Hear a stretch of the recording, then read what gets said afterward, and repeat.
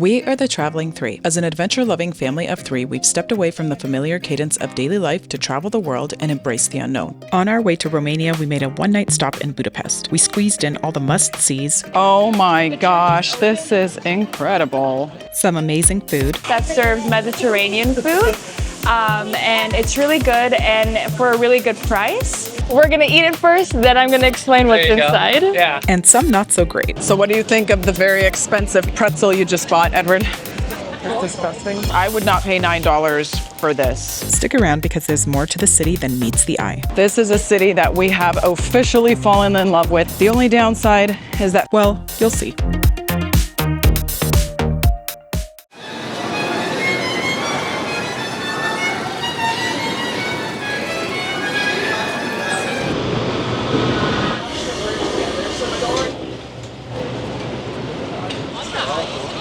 hello everyone. We are currently in Hungary. We're going to be exploring the city of Budapest today. This is a special trip for us because we're actually here with family. We have no idea what's going on. Nadine is going to be directing everything and she has everything planned out. Another thing that's different about this trip for us is the fact that we're only here for a day and a few hours. Yeah. So this is going to be a super quick tour. We're really excited to get going, eat some food, see some cool places. Let's go. So we are currently in what's called the Jewish district, which is the 7th district of Budapest. It's most notably known for the largest synagogue in Europe, which is just right behind me, and it's the 2nd largest in the world. It was built between 1854 and 1859, and it's known for its Moorish revival architecture. This whole district was once primarily a Jewish ghetto after World War II. This is where they settled after the war, and now you'll see a lot of like Jewish traditional Hasidic Jews, as well as it's also kind of become like a party area. So it's like very interesting. There's also a really famous street for food. It's called Gozsdu-Udvar. We're gonna go check that out too. Let's go. Here behind us is Gozsdu-Udvar, which is a court or like a little street. It's famous for the little shops, the bars, some cafes, and some other food. And it's this quaint little side street that you'll find here in the Jewish district. Let's take a look. This quaint pedestrian street is almost like a small bazaar lined with various shops and also some restaurants and cafes. Most items sold here are souvenirs and trinkets, but you can also find some local handmade goods as well. I ended up buying a pair of locally made earrings, which cost about $6 US. Jewish district has a lot of these restaurants that are very nature themed, where there's a lot of trees, kind of foliage, and it looks very naturey and very pretty. We didn't eat at this restaurant because Nadine had another place in mind, so we headed over to the Hummus Bar. It is an Israeli chain restaurant here in Budapest that serves Mediterranean food. And it's really good and for a really good price. So we've gotten a falafel pita, a tabbouleh salad. So inside is cucumbers, onions, tomatoes. Here is some hummus, some veg, and of course falafel. And we have some baba ganoush, which is eggplant with some olive oil, so it's an eggplant dip with olive oil, pita that came with it. And then over here we have shakshuka, which is Mediterranean tomato soup. This one is the vegetarian option, it looks like, with some feta cheese and some eggplant. And then over here is the kids' meal, which is falafel with fries. Each meal cost about 2,700 forint, which is about $8 US. Portion sizes were just right, and the food was absolutely delicious. In what I believe is the 5th district. Here is Deák Ferenc Tér, which is the center square, where a lot of shops are, cafes, more touristy, well-known cafes are. This is also where the fancy hotels are in Pest, and they have really nice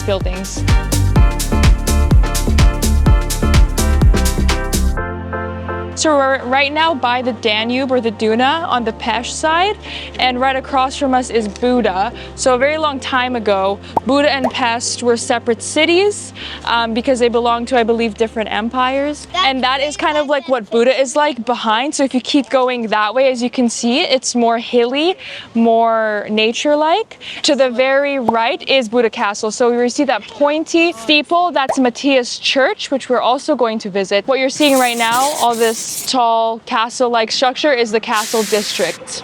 See right there, that's Fisherman's Bastion. And that's Buda Castle, yeah. Right now we're in the 8th district. This is the Szent István Basilica, named after the first king of Hungary, Szent István Király. And this is a Roman Catholic basilica. Okay, and what's very interesting about this and the parliament that we'll go to later, is that no building in Pest can be higher than these two structures, okay? So when you're on the top, you can see Pest from a really nice angle, because all buildings in Pest need to be shorter than these two buildings. And it's really nice, inside and out.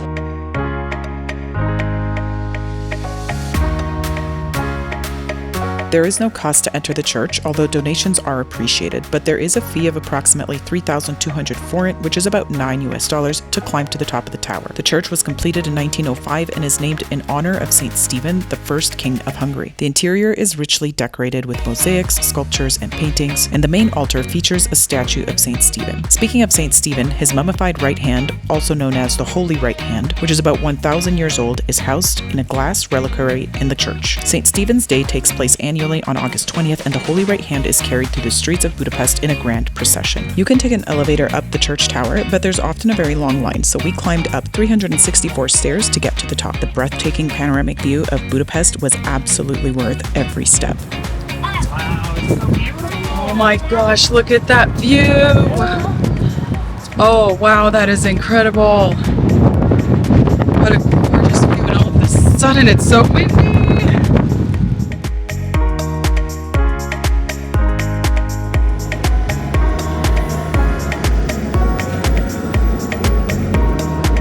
We're just approaching the Hungarian Parliament building. Oh.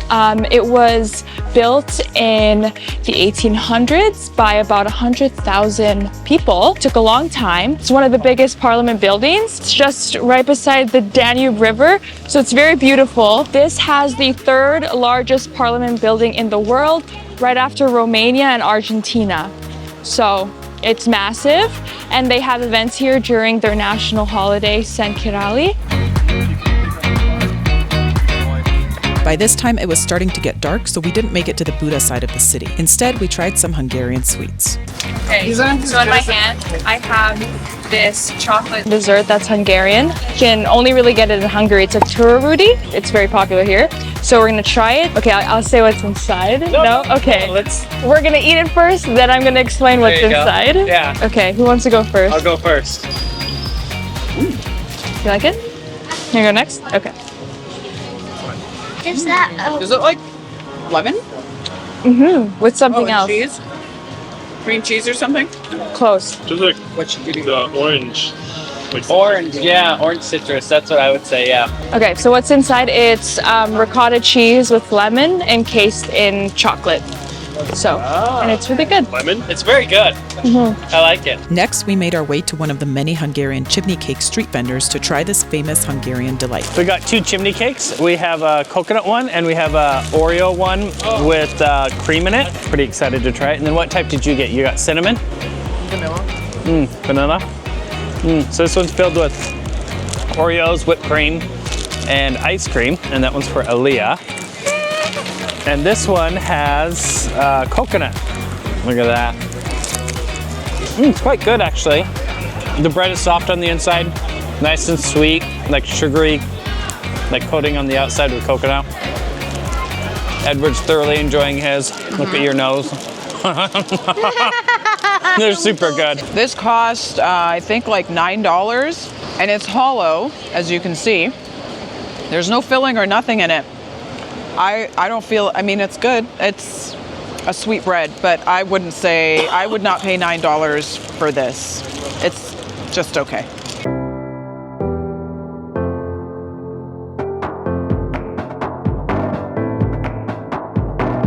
Good morning, everyone. Yesterday, we explored the Pest side of Budapest. Today, we are going to be exploring the Buda side of Budapest, where there are many buildings, churches, and monuments that we're going to see. We have about 4 more hours here, so we're going to try to get as much done as we can. We started off with some coffee and pastries for breakfast. We kind of took it to go. We just crossed the Széchenyi Lánchíd Bridge. I probably completely butchered the pronunciation of that. There are epic views of the Danube River and both waterfronts. It's so beautiful with a gorgeous skyline. Now we are making our way to Buda Castle. There is a funicular that you can take instead of walking up the hill. However, it is quite pricey. It costs $8 per person.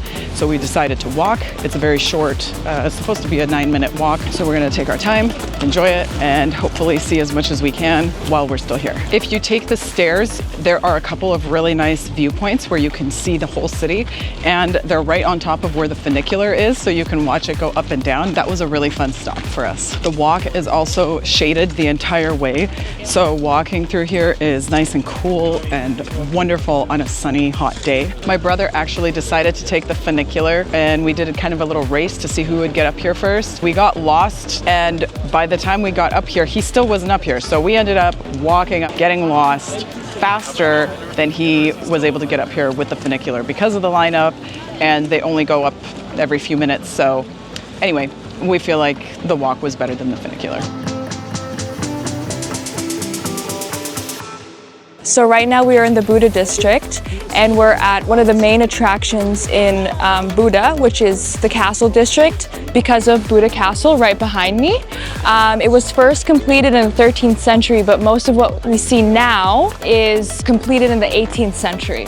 And inside, there's actually a gallery you can visit. It's the National Gallery, which has a lot of art. This district is quite big, same with the castle. So behind is a fountain, it's other buildings, people even have apartments here. This district stretches all the way to Matthias Church and Fisherman's Bastion, which is our next stop. Oh my gosh, this is incredible. Oh, let me do quick. That is huge. I cannot believe it. Wow, that's amazing. Okay, we've reached our second destination, which is Matthias Church after Apostle Matthew. This was first constructed by King Stephen or Saint Stephen in the 11th century, and then was then rebuilt in the 15th century. So the majority of it is from the 15th century. And some fun facts, when the Turkish Ottoman Empire were here, it was actually used as a mosque for 150 years, but now it continues to be a Roman Catholic church. We're gonna take a look inside maybe, as well as right behind it is what's called Fisherman's Bastion, which is another great viewpoint of the city of Pest. The church is so beautiful on the outside. The inside doesn't look as impressive. We looked at some Google photos. The reason being it's not free to go inside. It costs about $9 per person. So we wanted to look on Google to see if it was worth it first. And we didn't feel that it was, so we're gonna keep going. The other thing is this viewpoint area up here, which is absolutely gorgeous. You also have to pay for. I'm not sure how much it is, but it's pretty much the equivalent of the free viewpoints around here. So we're gonna skip on that as well. The area is so beautiful to walk through. So the part you have to pay for is up here. If you wanna go all the way up there into the fancy looking part, you gotta pay. But down here is actually free. You just kinda have to wait in a lineup to be able to come to the edge and take a picture. But look at this view, you guys. This is absolutely breathtaking. Totally worth coming to. All right, guys, we are at the end of our trip to Budapest. We have to leave in a couple of hours, so we're gonna stop by a traditional Hungarian restaurant to eat brunch, and then we'll be on our way. We all went for different traditional meals, and let me just say that everything was amazing. The flavors were just on point. We kept comparing bites to see who had the best dish, but really, we all won with this meal. And it's so garlicky, Jeff, isn't it? Creamy. It's really good. With only about an hour and a half left before we had to leave, there were still a couple of things we had to do. To save time, we hopped on a tram, which cost about 450 forint, or approximately $1.30 US, and got off at the Liberty Bridge stop. We crossed back to the Pest side to explore Budapest's largest and oldest indoor market, the Great Market Hall. This building is stunning and the market's vibe is great, but the prices? Right now we are in the Great Market Hall on the Pest side. So it is a collection of different shops that have Hungarian meats, traditional Hungarian pastries, the famous paprikash, which comes from Hungary. And you can also buy the Hungarian traditional clothing here. They claim it's handmade in Hungary, but I don't think so. And yeah, so it's just a really big market hall with a collection of shops. Really nice to look at, and just a short walk over the bridge from Buda. We just spent a few minutes walking through the market, and the prices here are definitely not cheap. For example, they had this little cup of strawberries with the chocolate fountain, and it was about $8.50 for just that. So you don't come here for the cheap prices, but it is beautiful and worth seeing. So what do you think of the very expensive pretzel you just bought, Edward? It's disgusting. If you're in Budapest, you can't leave before trying one of the most popular street foods here, Langos. Langos is a deep-fried flatbread traditionally topped with garlic butter, sour cream, and grated cheese, but nowadays you can find a variety of savory and sweet toppings. I'm excited to try this.